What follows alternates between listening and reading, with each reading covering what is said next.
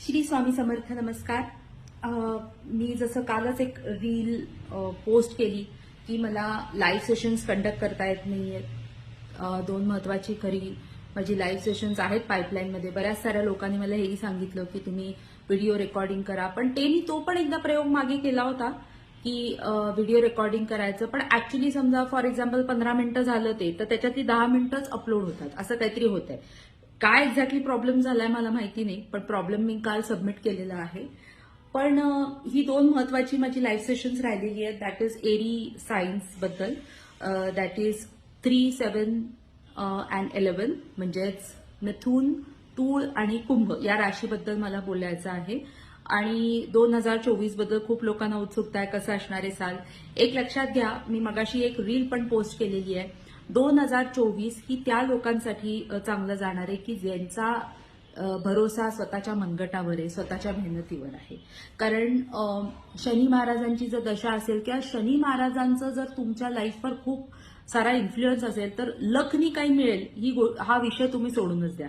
लखनी काहीही मिळणार नाहीये, तुम्हाला भर हा तुमच्या मेहनतीवरच द्यावा लागणार आहे. 8 आकडा हा मिस्ट्रीचा आहे, टेक्नॉलॉजीचा आहे, ऑकल्टचा आहे.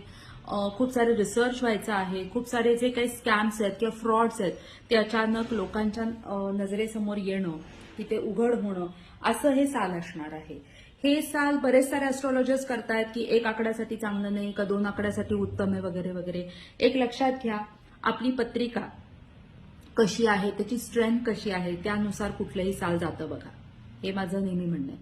आता एखाद्या कॉजसाठी किंवा देशासाठी जर एखादी व्यक्ती म्हणजे झगडत असेल तर डेफिनेटली लक तिच्या फेवरमध्ये जातं किंवा जायला हवं. आपण वेळ कुठे घालवतो हे सगळ्यात महत्वाचं आहे.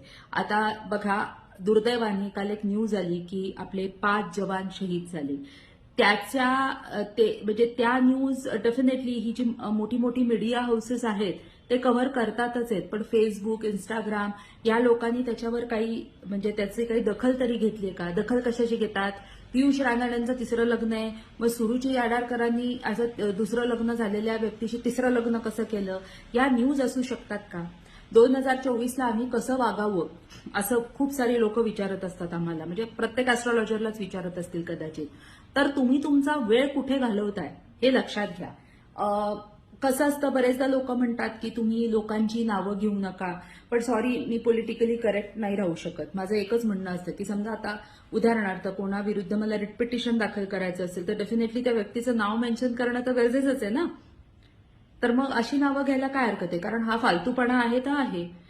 आता बघा, डिसेंबर महिना हा पूर्ण लग्नाचा सीझन आहे. मी मागे पण एकदा बोलले. तर मुग्धा वैशंपायन आणि प्रथमेश लगाटे यांनी पुणे सोडून, मुंबई सोडून चिपळूणमध्ये लग्न केलं. मग ते कसं ट्रॅडिशनल केलं. मग त्याच्यात त्या जोगळेकर कोणत्या जुई जोगळेकर कशा आल्या, त्यांचे हे काय न्यूज असू शकतात का? किंवा पियुष रानडेंनी आणि एक सुरुची अडारकरांनी एक अतिशय टुकार अशी एक मुलाखत दिलेली आहे की, आणि एका टुकार कोणतीही जी काही त्यांची मुलाखत घेते तिने विचारलं की त्यांचे हिडन टॅलेंट्स काय. तर सुरुची आडारकर म्हणतात की हा स्ट्रे डॉग दिसला तरी अगदी मांडी घालून त्याच्याबरोबर खेळतो. आणि पियुष रानडे म्हणतात की सुरुची आडारकर अगदी 12 तास झोपल्या तरी त्या अजूनही झोपू शकतात. या न्यूज असू शकतात का? म्हणून म्हटलं. आणि ज्या हे न्यूज चालवतात पेक्षाही जे लोक हे न्यूज बघतात त्यांनी म्हणजे मला असं वाटतं की आमचा भविष्यकाळ कसा असणार आहे हे विचारू नये. जर तुम्ही वर्तमानात इतक्या फालतू लोकांना त्यांचं साहित्य बघत असाल की अप्रिशिएट करत असाल. मी म्हटलं ना की गावात लग्न कुत्र्यांची तारांबळ हे मी का म्हणते, त्याचं कारण लग्न 3रंचं तुमचा काही संबंध आहे का? तुमच्या आयुष्यामध्ये जर काही प्रॉब्लेम आले तर ही मंडळी येणार नाहीये तुमच्यासाठी. हे तर समजायला पाहिजे. एक लक्षात घ्या, ऍस्ट्रॉलॉजरकडे जाण्याच्या अगोदर आपल्यामधले सर्व बिघाड हे आपण सुधारलेत का याचा विचार करावा. आपण एक्झॅक्टली काय करतोय, आपण कुठे जातोय. पुढचं साल, मी परत मुद्द्यावरच येते, पुढचं साल हे कर्मांचं साल आहे. 8 आकडा हा कर्माचा आहे. तो सडन फायनान्स देणारा साल म्हणजे पण आकडा आहे. आपण म्हणतो की शनी हा रिलक्टंट किंवा फकीर प्लॅनेट आहे, पण अचानक एक्स्ट्राऑर्डिनरी मनी द्यायचं सुद्धा ताकद शनी महाराज ठेवतात. पण ही वेळ जर तुम्ही याचं लग्न कोणाशी झालं, त्याचं लग्न आणि कोण एक देशमुख नावाच्या एका कुठल्या तरी सो कॉल्ड ऍक्ट्रेसचं कोणाशी तरी लग्न झालं, मग तिचा प्रियकर का तिचा नवरा म्हणाला की ती अशी ब्राईड म्हणून येत होती, तर मला एकदम या असल्या फालतू न्यूज तुम्ही का बघता? माझं हे महत्वाचा मुद्दा आहे, का बघता? म्हणजे याचा काय देशाला उपयोग आहे? एक लक्षात घ्या, सर्वांनी 2024चं प्रत्येकाचं वेगवेगळं म्हणजे काय म्हणतात रेझोल्युशन्स असू शकतात, पण एक रेझोल्युशन करा. आपण बॉलिवूडला तर सहज सहज बोलतो की बॉयकॉट बॉलिवूड, नेपोटिझम, अमुक तमुक, पण मग आपण ह्या ज्या काही फालतू न्यूज एंटरटेन करतो त्या नको का कुठे ना कुठेतरी बॉयकॉट करायला? हे काय आहे की ह्यांचं ह्याच्याशी लग्न झालं काय न झालं काय, तुमच्या आयुष्यात काय फरक पडतो? बरं, राहता राहिला मुद्दा लोक असंही म्हणू शकतात की अरे ते आपलं मनोरंजन करतात. ते खरंच मनोरंजन म्हणून घेण्याच्या तरी लायकीचं आहे का? हा महत्वाचा मुद्दा आहे. हे जे काही तथाकथित ही जोडी आहे, सुरुची आडारकर किंवा पियुष रानडे यांचे काय असे आउटस्टँडिंग परफॉर्मन्स आहेत. आता आपण बघा, एक अॅनिमल नावाचा जो एक मूव्ही आहे तो असं कॉन्ट्रोव्हर्शियल आपण त्या दृष्टिकोनातनं तो येतोय. त्याच्यामध्ये 15 मिनिटाचा आपल्या उपेंद्र सरांचा, उपेंद्र लिमयांचा कॅमिओ आहे आणि ते लक्ष वेधून घेत आहेत. उपेंद्र लिमये, मुक्ता बर्वे हे जे काही अतिशय गुणी कलाकार आहेत किंवा सई ताम्हणकर, प्रिया बापट यांच्याबद्दल बोला, यांच्याबद्दल जरूर बोला, पण हे असल्या फालतू आणि याच्यात काय टॅलेंट आहे त्याच्यात काय टॅलेंट आहे, तुम्ही तुमचा आयुष्यातला वेळ कुठे घालवताय याचा विचार करा.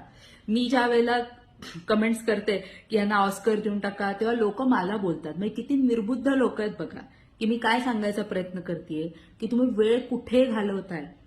ज्या वेळेला कोरोना काळ होता त्यावेळेला आपण सुरुची आडारकरांचा अभिनय बघत होतो का आपण मुग्धा वैशंपायन यांचं गाणं ऐकत होतो? अजिबात नाही. ह्या लोकांना उगाचच किंमत देऊ नका. तो सगळा वेळ तुमच्या अपलिफ्टमेंटवर घालवा, तुमच्या देशासाठी, तुमच्या समाजासाठी, त्या लोकांसाठी द्या ज्यांचं तुमच्यावर खरंच मनापासून प्रेम आहे, ज्यांना तुमच्या आशा नशनाने फरक पडतो. आणि मी खरंच सांगते, बॉयकॉट बॉलिवूड, त्याच्यानंतर मी टू मुवमेंट ही खूप गाजली, डेफिनेटली गाजली, पण मग ह्याचं काय? ही मुवमेंट गाजायला पाहिजे, हे रेझोल्युशन असायला पाहिजे की असल्या तथाकथित कलाकारांना आपण त्यांच्याकडे लक्ष नाही द्यायला पाहिजे, कारण हे यांचा काहीही समाजामध्ये किंवा इव्हन त्यांच्या फील्डमध्ये सुद्धा कुठल्याही पद्धतीचं आउटस्टँडिंग कॉन्ट्रीब्युशन नाहीये. स्पष्ट बोलते मी. तुम्हाला काही लोकांना कदाचित हे पटणार नाही, पटणार आहे, मला त्याच्याशी काही कर्तव्य नाही.